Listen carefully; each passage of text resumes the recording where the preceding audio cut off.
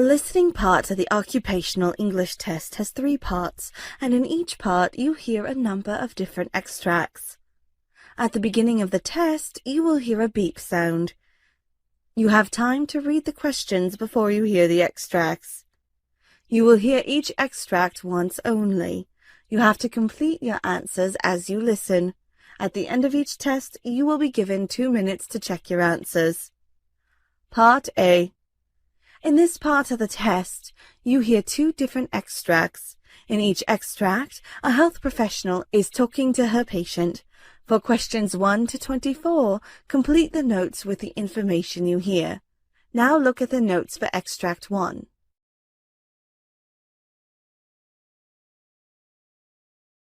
Extract 1, questions 1 to 12.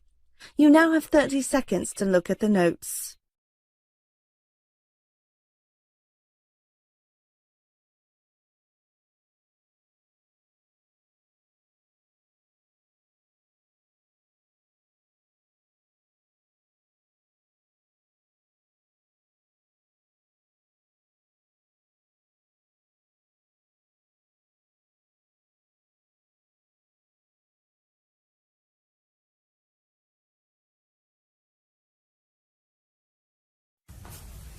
Could you please state your name and your birth date?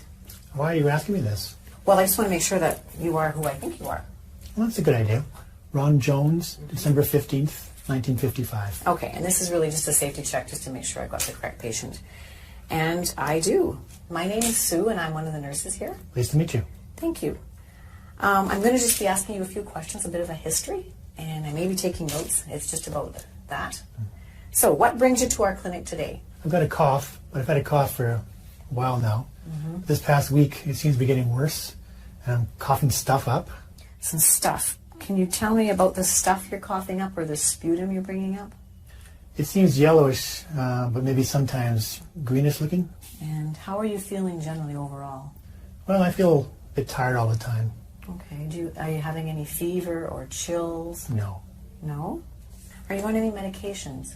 Yes, I had been taking some antibiotics. Okay. They didn't seem to do much, so I stopped taking them. Okay, well, I'm just going to give you a little information. Antibiotics work best when you take the whole dosage. If you start and stop them, the bacteria might not be killed, and then it can come back and be a little bit stronger. And it's one of the medications where you should take the whole dose with, and it's usually only 7 or 10 days at a time, but you should take all of it. Oh, I didn't know that. Thanks for the information. Oh, no problem. Back to your cough. Are you a smoker? Yes, I smoked for a long time. Okay, can you tell me how many years of smoking that is? 2 packs a day, just about. And for how long? 35 years now. Have you ever thought about quitting? Yes, but it's really hard now. Yeah, I've heard that it is. I haven't experienced that, but I have some information on a smoker's helpline. Would you like to see that? Sure. What have I got to lose? Okay. Well, I'll give that to you before you leave. I know you've told me you don't have a fever, but I would like to take your blood pressure, pulse, your vital signs just before the doctor comes to see you. So is that okay with you? Sure. And then I'd like to listen to your chest as well. Okay. Okay, good. Well, I'll get that ready. First, I'm going to take your temperature.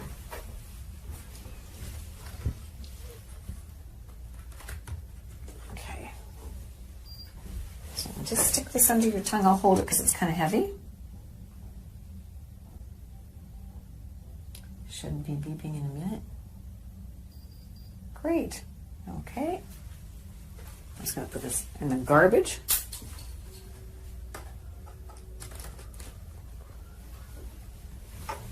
And I'm going to take your blood pressure. Now I need to climb up and grab this. You've had your blood pressure done before? Yes. Okay. So I need your arm. Just going to pull your...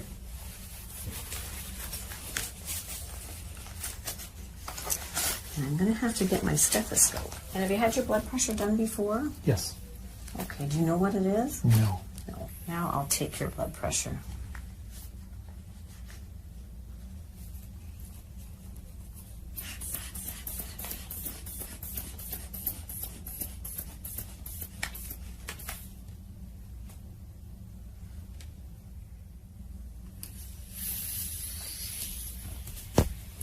Thank you.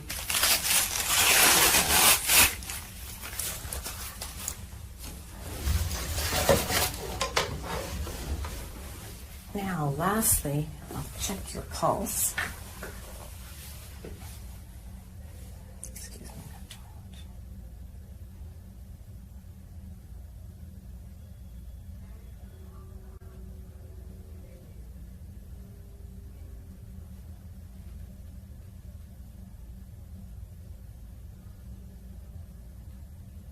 Okay, good. Thanks.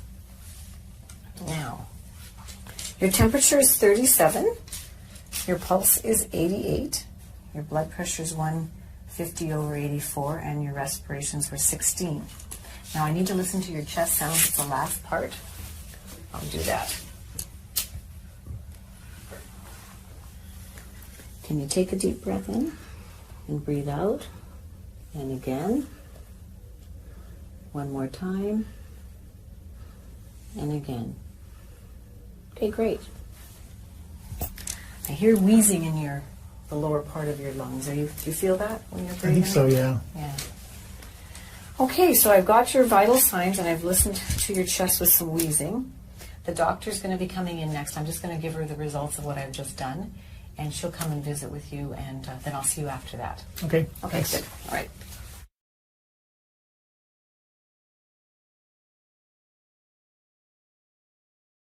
Okay, I'm back. The doctor has heard the very same things that I heard.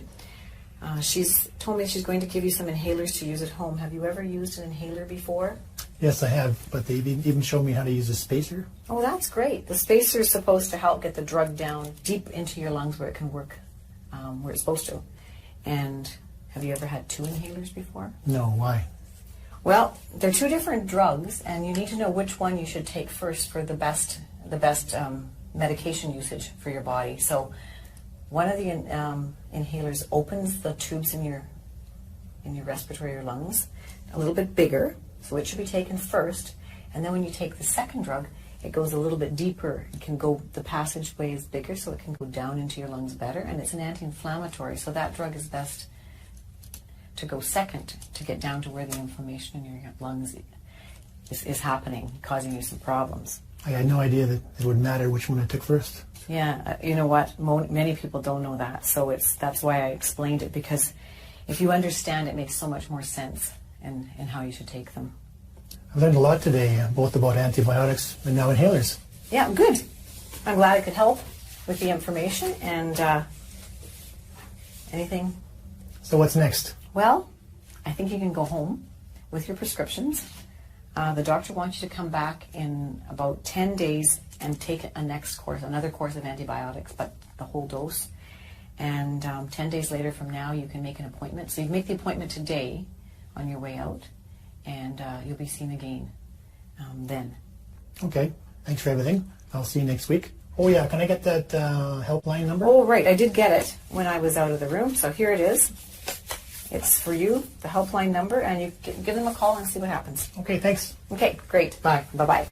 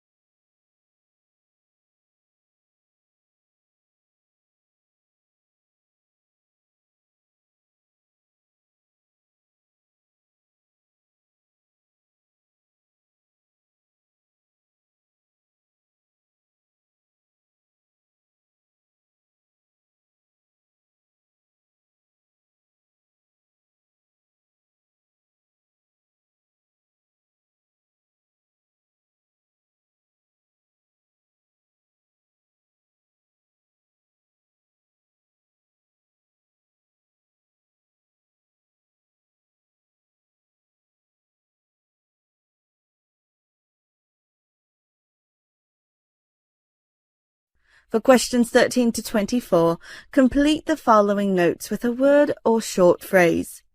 You now have 30 seconds to look at the notes.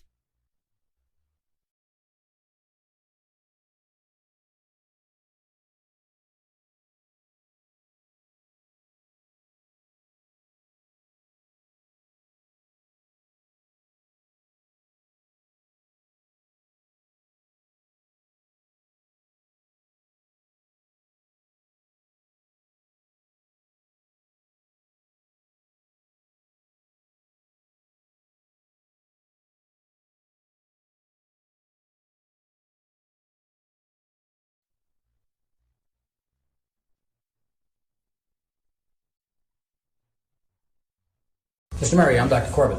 Nice to meet you. Yes, sir. Nice to meet you. Yeah, first time we've met. Yes. Yeah. Yes. So I understand you made an appointment for an examination. Yes, correct. And we're going to a complete physical examination, I understand. Yes. And I'm going to ask you about why you came into that, but will you mind if I take a few notes just in case? No, that'd be fine. In case you got lots to tell me. Don't want to miss too much. That'll be fine. Good, good. So you made an appointment for an exam. When's the last time you had a physical examination? Probably 2 years ago. 2 years ago. Yeah. Okay. Well, tell me why you made this one. Well, I had these chronic headaches going on that I've had for about 3 months now, and they're just not getting any better, and I want to see if there's something we can do about it. So when you say chronic, you're referring to the fact that they've just been steady for 3 months, or they've been longer than that? Well, it started 3 months ago, and they're like every other day or so, and now I'm having them every day. And so you have no days when you don't have a headache? I have a headache every day. But at the beginning, it didn't seem to be quite as noticeable then for you. No. Describe the headaches. Where are they, and what do they feel like?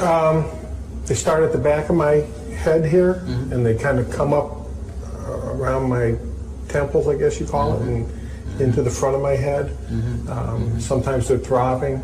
You know, other times they're not quite as bad. Yeah. So it's both sides of your... Yes. It starts in the back and comes up the front. Correct. Do you have a headache all the time, or does it just come in episodes? Well, I have a headache all the time until I take something. I take Advil and Tylenol that seem to help it, and that eases it up. Is it ever gone? Is it always something there? There's always something there. I always know it's there. It's just the intensity of it. I see. Can you tell me a little bit more about what you notice? For example, when is it the worst? At night, in the morning? Or doesn't it make a difference? Well, it doesn't make a whole lot of difference. When I don't get enough sleep, it's really bad. If I move my head in a certain way, or if I strain or stretch my head in a certain way, it seems like quite what worse. way? Can you show me that? If I go like, you know, to the back, or if I'm, you know, bending over, just any exaggerated moves. Any exaggerated move makes it worse. Seems to make it worse. And if I don't take the Advil and the Tylenol, it seems to be worse. It's worse too. I see. So this 3 months ago it started. It's both sides. It's in the back, and you can make it worse if you either extend or lean forward for too long. Yes. Just I call them exaggerated head movements. Yeah. What happens when you're lying down? Does that ease it or make it worse? I think that eases it some. It does. You know, especially if I can get some sleep. I see. It seems to ease it up some. So the act of lying down and sleeping doesn't make it worse? No, I wouldn't Makes say. it better, maybe? Yes. I see. Does it change based on if you're eating, for example? No. You know, Does eating make it worse or better? No, eating doesn't seem to. So having a full stomach doesn't seem No. to bother it at all. You know? How about if you're concentrating? Is when you're driving or reading? No, it doesn't make it worse, except when it's really bad. I have a hard time focusing. Okay, yeah, that's helpful. Yeah. Does it ever seem to be more one side than the other? No, it always seems to come up and be just kind of like meets in the middle. Meets in the middle, huh? Starts in the back, goes around, meets in the middle. Like a tight band. Yep. And the part that's always there is what? In the back or all over? I would say in the back. In the back too. It always starts in the back. I got rear-ended in a car accident, and I can remember my neck got jerked, and I had a sore neck for a couple days, and then the headache started shortly after that. So that accident started this thing off. That's when it all started. So you had no headache before this? No, I had That's helpful. no previous headache. So tell me about that. How fast were they going? Well, it wasn't very fast. It was in a parking lot, and I was backing out, and somebody else was backing out the other way, and we met. And I just remember that jerk of my head, and having a stiff, sore neck. So both cars couldn't have been going more than startup? Yeah. Okay. 5 miles an hour or something like that. Did you strike your head when that happened? No. Did you recall? Not that I recall. Yeah. I just remember it kind of being, I guess they call it whiplash. Did you get out of the car right away? Then I sat there for a few minutes, and then I got out of the car. It startled me. Did you? Yeah. Then you said the headache started after that. How long after the actual accident did the headache start? 3 or 4 days after. So it wasn't right away. There was a little bit of a warm-up. Yeah. There was a kind of an interval in there where you felt fine. I see. Did you think that you had hurt yourself? I didn't think I really had hurt myself. I didn't, you know, I felt startled and, you know, just kind of shaken, but I didn't feel like I was really injured. Okay. I didn't go to the hospital or anything like that. Yeah. Have you, and you said you take some things for it. What actually helps it? What do you? Tylenol and Advil. I take, I guess it's... How much do you take? I take a lot. I take 16 Advils, 4 tabs, 4 times a day. Wow. And I take... Self-prescribed? Yes. 2 Tylenols 4 times a day. So I'm taking... 8 Tylenol and 16... 24 pills a day. Wow. I take it you warmed up to that you weren't using Right. I started out with I less see. and it wasn't working, so I just kept adding to it, and it does give me some relief. It's a lot of medication. It doesn't, yeah, it seems like too much. That's one of the reasons I came to see you. Good for you. Yeah. Does that mean it just keeps getting worse? The headaches just kept getting worse, and the severity of them, yes. Yeah. That's a lot of medication. Yes. Before you had this accident, did you use those medications much, if at all? No, very seldom. No, never had to take that kind of thing with any regularity at all? No. Okay. Okay. I need to know, too, what else do you experience? Anything else? Does this make your body feel different or painful or uncomfortable in any way? It makes you feel stressed. I feel stressful with it. I can't sleep well. It's uncomfortable. Yeah. It's just kind of a nagging thing that's there all the time. Does it bother your shoulders, your arms? You feel anything down here? No. Strength? Pretty good. Tingling? No. Not really. How about just being able to use your arms in normal motion? Yeah, That's not disturbed at all? No, that's fine. I see. Wow, so you had an accident. Took a couple of days for this thing to get to you, 3 or 4 days, but then it started bothering you and persist, and now almost has this stubborn worsening. Is that what I'm... Daily. What kind of work do you do? I work in a car dealership. I'm a service manager. Oh, yeah. So has this had an impact on your ability to just do your normal stuff? Well, again, it has, in that it's uncomfortable. I feel stressed because of it. I'm able to do my job. I like my job. So you can do your work? Have you missed any days from work? I think I missed 2 days in the beginning, but I've been at work since then. I'm able to go to work, but I make sure I have my Advil and Tylenol with me. Other than that, I'm working. You sound like a great employee to me. To work through this kind of thing is pretty difficult. Well, I like what I do. I work on vintage cars on the side. I see. Yeah. So I try to make it. I have a sense of what you're telling me. What's your diagnosis? I don't know if I did something to my spinal column back there. I don't know what you guys call it, but something happened when I got hit, is what I think. A jerk did something. Other than that, I don't know what it is. But you're fairly sure there was a couple of days in there where it wasn't obvious to you that there was anything wrong? Other than it just being sore. Okay. It was sore and stiff. But the headaches didn't start, like I said, until about 3 or 4 days later. So there was some discomfort. Yes, right away. But you would call it more soreness or stiffness. Yes. Than actual headache like you're having now. Okay. Right. Gotcha. Yeah. I need to know a few more things about the effect of this on you. How's your sleeping? Do you sleep okay? No, I don't sleep well at all. Why not? The headache, the discomfort. It's hard to get to sleep. I sometimes can get to sleep and then the headache wakes me up.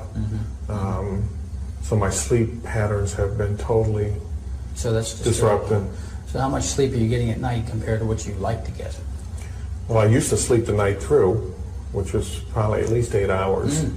And I'm probably up 3 and 4 times a night now. Wow. And how long is that? I would call it a sleep deficit. How long has that been going on? Well, this happened 3 months ago, probably 2.5 months now. Because it wasn't as bad in the beginning, but they did just get worse.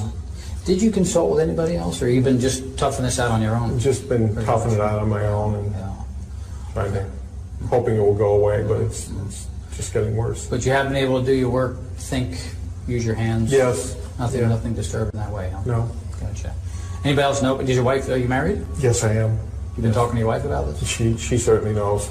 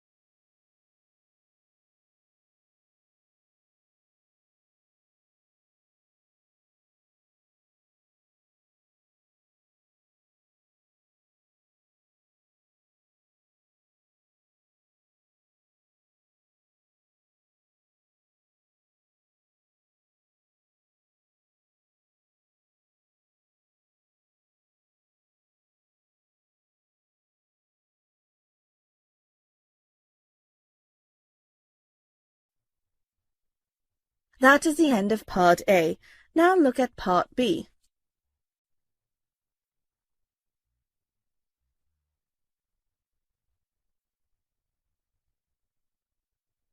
Part B.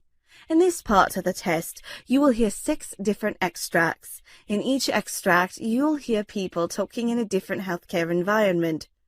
For questions 25 to 30, choose the answer A, B, or C, which fits best according to what you hear. You will have time to read each question before you listen to the audio. Complete the answers as you listen to the audio. Now look at question 25. So, can I listen into the baby? Yeah, of course. And are you managing to do any exercise at all? Mm-hmm. Not really. No. And I go for walks some evenings, but not every evening. Well, walking's really good. Yeah. Yeah, and you can practice on your back and pop your hands down. And how many weeks are you now? 32. Just right. That's really good. So I'm just going to feel round. Tommy, did they do this at the hospital? No. No. Okay, so I feel the biggest part of the baby is the head. You start feeling for the head or the bottom. Mm-hmm. The hardest part's in the bottom and the head.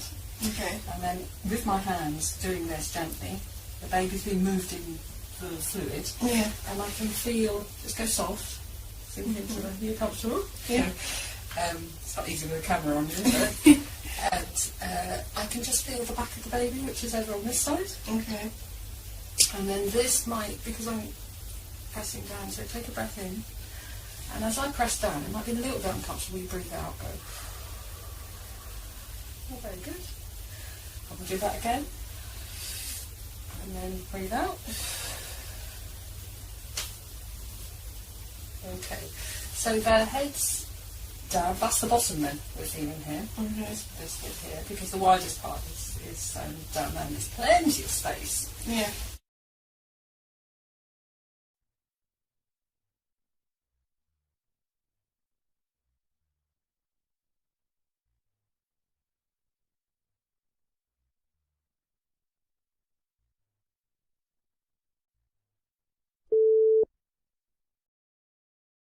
You know, nurses often play an integral role in all of our lives. They're the comforters and caregivers in the best and worst of times. And this week is National Nurses Week, by the way. And Perry has a very touching story of a nurse and her patient.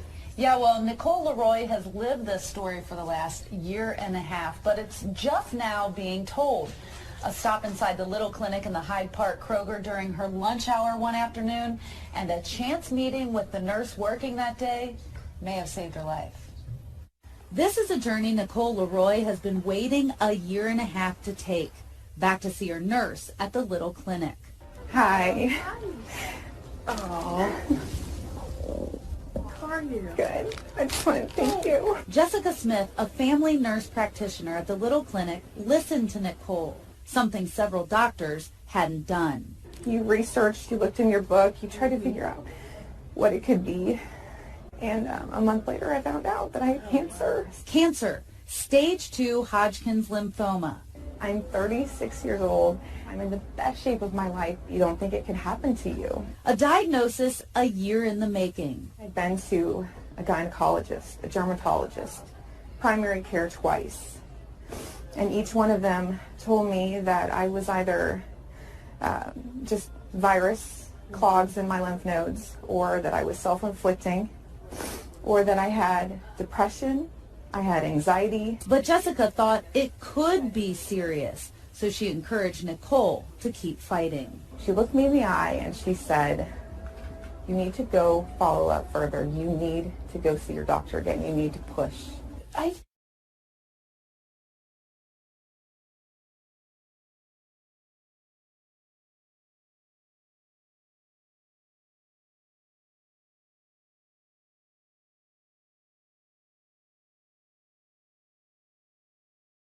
Internal medicine. So you as a doctor may be seeing dozens of patients in a single day. How will a system like this affect your day? Well, I'm an emergency physician, so I work in an area where there's patients in rooms all around me. They all have questions. I can't tell you the number of times a day I see a patient limp out of a room and they want to know when lunch is coming. If we could get them the answers without them having to come out and search for someone to answer the question, it's a win for everybody.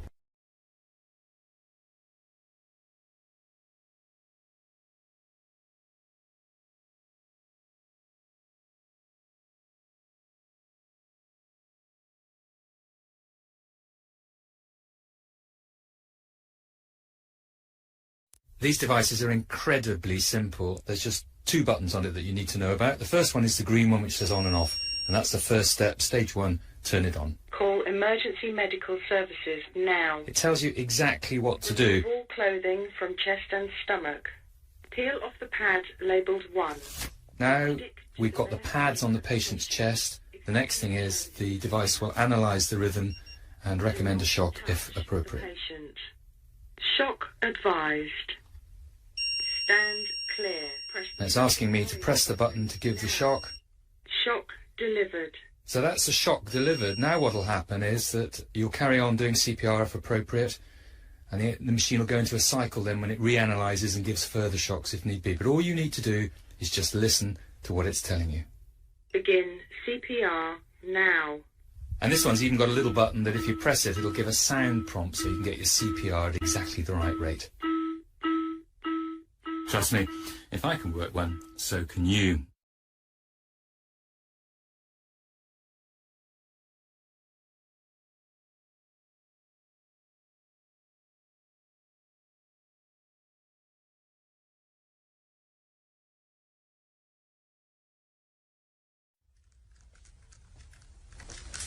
Excuse me, I'm a little chilly. Can I have that blanket, please? What? What do you mean? The blanket. I'm a little cold. Did we do surgery on your arms? Excuse me? Did we do surgery on your arms? No, but I'm in a lot of pain. I want to see you go grab that blanket and pull it up. There is no reason why you can't pull that blanket up. I have a lot of back pain, though. Can I have some medication? Well, you're supposed to be in pain. You had surgery, so you're going to be in some pain. Hold on a minute. I have a lot of pain, though, ma'am. Okay, I'll be in a little bit.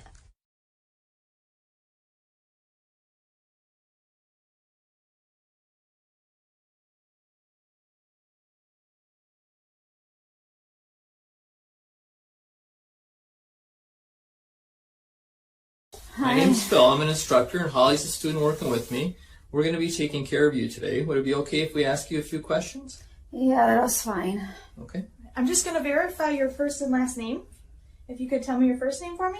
It's Lori. All right, and last name? Smith. All right, and your birthday? August 1st of 1974. All right, and Lori, what do you prefer to be called? You can just call me Lori. All right, it's nice to meet you. Thank you. Yes, nice to meet you.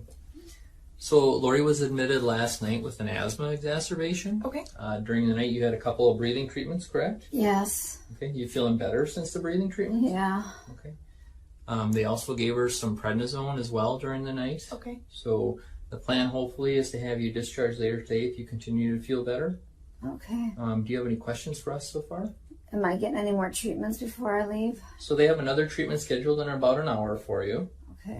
If things get worse before then, you can give us a call and we'll certainly be back in and we can reassess the situation then. Okay. Would you mind if we listen to your lungs at all? No, go ahead. That's fine. How's your breathing right now? It's better than it was. Okay. Any pain at all anywhere? No. Okay. I'm just going to go ahead and take a listen here. You could take some nice deep breaths for me, okay?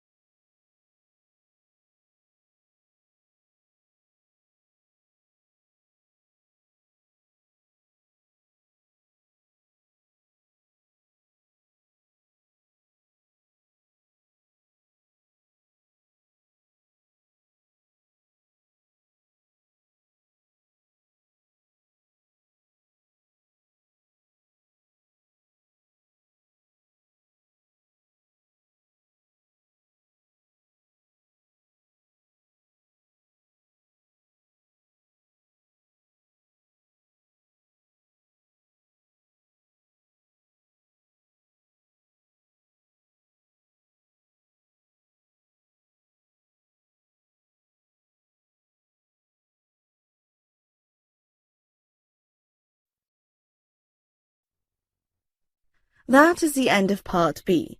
Now look at Part C.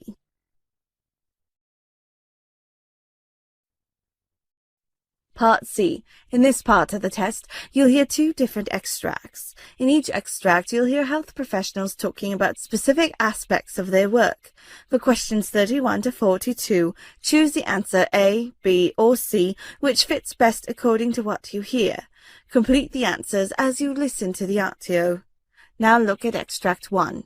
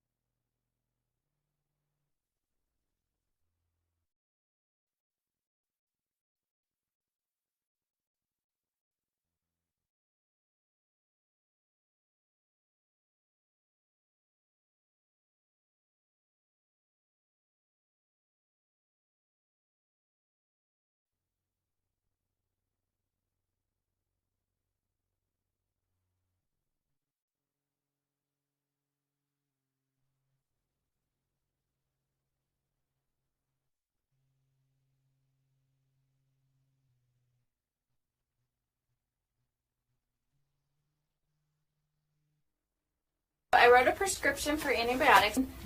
I did want to talk to you, though. I'm a little bit concerned looking through his chart at how many ear infections he's had recently, and I noticed that you had checked the box that someone's smoking in the home, so I was wondering if you can tell me a little more about that. Well, it's just me and him, and I do smoke. I try really hard not to smoke around him, but I've been smoking for 10 years, except when I was pregnant with him, but it's so stressful being a single mom and having a full-time job, and so it's just, that's why I started smoking again. You have a lot of things going on, and smoking's kind of a way to relax and de-stress. Yes, yeah. Some people have a glass of wine, I have a cigarette. Sure. And it sounds like you're trying not to smoke around him. Why did you make that decision? I know it's not good for him. I mean, I've read those things about ear infections and asthma and stuff, but other kids have ear infections and their parents don't smoke. So on the one hand, you're worried about how your smoking might be affecting him, and on the other hand, you're not so sure if it's really the smoking that's causing these problems. Right. Yeah. I mean, he doesn't have asthma. He hasn't had a lot of other problems that his other friends have. So, and I've thought about quitting before in the past, but I just don't see how it's possible right now. What made you decide to quit smoking when you were pregnant? Well, he was inside me and we were sharing everything, and I knew that he would get some of that, and I just didn't think I could live with myself if something happened to him. Right now, though, it feels almost too difficult to even manage or even to try. Yeah, exactly. How were you successful when you quit before? I don't know. I think about it now, I don't even know how I did it. I just did it. You know, I just couldn't imagine like him not being born or going into labor early and him having problems and stuff like that, all the stuff that they talk about with women who smoke. So that was just enough to say, okay, you know what, I'm not going to risk that. Mm-hmm. So the risks were so scary then that you were able to stop. But they don't feel as scary to you now. No, I mean, we're two separate people, and like I said, I try really hard not to smoke around him. I'm pretty good about that. I don't let other people smoke around him. So you're doing the best you can do. Yes. Yeah. Okay, but it sounds to me too like part of you really does want to quit. Yeah, I know that I need to, and I keep every new year I say, okay, this year I'm going to quit smoking, but then something happens and it just doesn't. It's on your to-do list. It's just not making it to the top. Yeah. If you did decide to quit, on a scale of 1 to 10, where 1 is not at all confident, you don't think you could do it, and 10 is you feel pretty certain that you could, where do you think you fall right now? Probably like a 5. Kind of in the unsure area. Mm-hmm. Like, I know I've done it before, so I know I can do it, but at the same time, it just seems really hard, and it's not the same situation. Well, what made you say 5 rather than 2 or 3? I know all the ways it's bad for me, and I don't want him to grow up thinking that it's okay to smoke. I don't want him to use any kind of, I don't want him to chew or anything like that.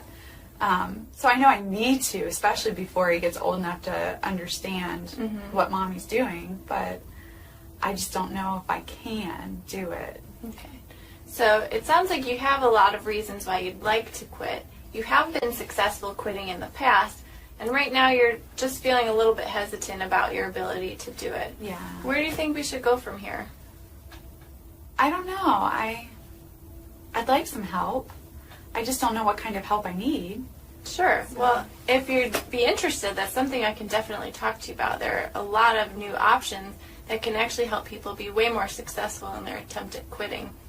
There's different medications you can try. I don't like medicine. Okay. There's also a lot of support groups and classes that you can take where you have other people to go through it with you, and sometimes just having that support can be a big part of it, especially for people like you where smoking is such a stress reliever.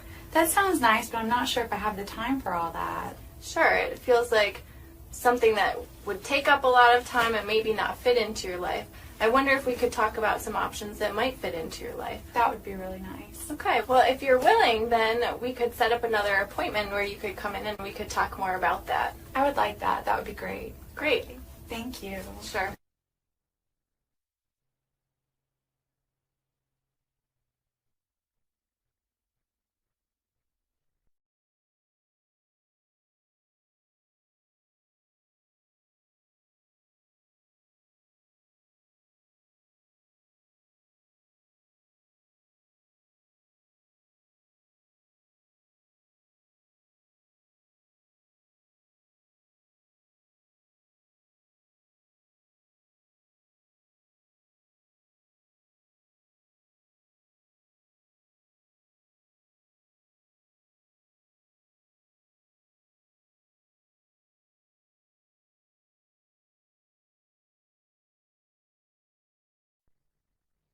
Extract 2, questions 37 to 42.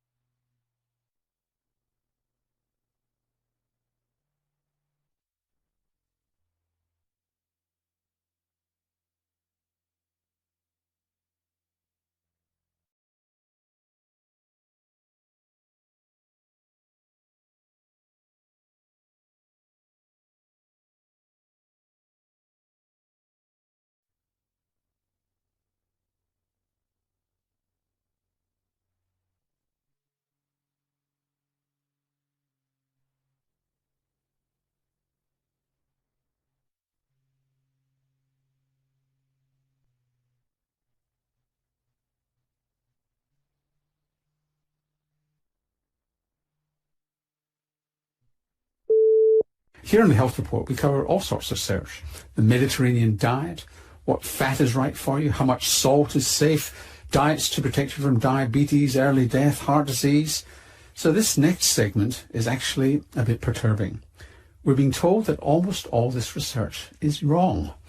Yes, John Ioannidis is Professor of Medicine at Stanford University, and he says the scientific approach taken by nutritional researchers is nowhere near rigorous enough, and we have to go back to basics if we're to learn anything significant about how diets impact health. Thank you for inviting me. Now, we've had you on lots of times before, talking about various things and demolishing a few iconic areas of health and research. You're arguing that nutritional research needs radical reform. On what basis do you say that? Well, there's clearly a factory of papers being produced in nutrition epidemiology in particular that don't meet very high standards of credibility. The type of research that is being done in nutritional epidemiology, it's not an issue that there's bad scientists involved in it. You know, maybe excellent scientists are involved in it, but the odds of getting it right are extremely small. Let's look at that in a moment, but you quote in your paper some really bizarre conclusions that you might come to from if you've believed past nutritional research. Do you want to just tell us some of those bizarre findings in the relation to either longevity or shortened lifespan? Most of these studies are not experimental. They're not randomized. They're just observing people who report what they eat, and they take that seriously, that this is reflecting exactly what they ate, which is one major assumption. Second, people take these behaviors and these numbers as causal, which means that they look at the numbers and they translate them to an effect of these nutrients or of these foods on mortality. And then they also make another assumption that these risks are applicable to the entire lifespan. So then, let's take a number like 15% relative risk reduction in mortality or 15% increase in survival. which is a typical number that comes out of these studies. And this is the number that is the summary of all the data, for example, on what is the benefit with eating 12 hazelnuts a day. If you translate that to a gain in survival, you take 80 years, you multiply that by 15%. This looks like a 12-year gain in survival just by eating 12 hazelnuts a day, or literally one hazelnut a day would give you one more year of life as a benefit. It's a ridiculous calculation. It is not so, of course. Even if you believe that one of these foods or one of these nutrients or a couple of them may be important, it's impossible to believe that every single food, every single nutrient will have such tremendous benefits or such tremendous risks. So you get there because of there's multiple levels of unreliability. Is that what it is? That essentially the food diary is unreliable, they're not controlling for other factors such as education and other environmental factors properly, and they all conflate together to give you bizarre results? Is that what's going on? Exactly. It's a problem at multiple levels. It's an extremely difficult field to study. And it doesn't mean that observational studies, that epidemiological studies get it wrong all the time. In many other fields, the problems are much more straightforward. For example, we know for sure that smoking is killing zillions of people. It will kill 1 billion people in the next century unless we do something. But the effect of smoking is huge. The risk increases 20-fold if someone is smoking for getting lung cancer. But just to challenge you on that, whilst we're confident in smoking, why are we confident in smoking and not in coffee? Because there have been no randomized controlled trials of getting people to smoke and other people not to smoke. I mean, so that's still on observational studies, is it not? The major difference with smoking is that the effect is tremendous. We're talking, as I said, of a 20-fold increase in risk of lung cancer, 10-fold increase in cardiovascular disease. Many other diseases have tremendous increase in risk. For each single nutrient, each single things that we eat or drink, the effects, even if you take these studies literally, are much, much, much smaller. And based on what we know from some randomized trials that we have done, the effects are pretty much close to null, if not exactly null. I mean, it's very likely that they're exactly null, which means that it's a complete waste to even try to pursue them any further. What about... We cannot really use epidemiology to study a relative risk of 1.01. We can do it to study a relative risk of 20, which is what's the case for smoking. And just to dissect that out for people who don't know the statistics, is that 1.01 is, there's no effect, 1.01 is just tiny, whereas 20, an effect of 20 is 20 times the risk. So 1.01 is just a little bit over what would be normal and probably within normal limits. So what about eating patterns? I mean, you yourself have been involved in trials of the Mediterranean diet. So I think that eating patterns, in theory, might be able to get you a little bit of that complexity of all these nutrients interacting together. But even those are very difficult, if not impossible, to study within an observational context. Again, you have most of these problems operating. Number one, you need to ask people what type of eating pattern they're following, and responses may be accurate or very often may be very inaccurate, especially if you try to recall what you ate and tell what you're doing. Just try it to yourself and see whether that information would be reliable. The second problem is that you still have extreme complexity among all these nutrients. We have over 200,000 different foods that you can combine in different ways. There's no clear eating pattern that each one of us is following. We follow different eating patterns in different periods of our lives and different days even. And it also changes all the time. If you superimpose the way that we react to all of these chemicals that we digest, our metabolic profile, also our genetic profile might affect how we react. Circumstances, our environment, socioeconomic factors that dictate what we decide to eat or not eat, and what we do or don't do with our life at the same time. It's an extremely complex system.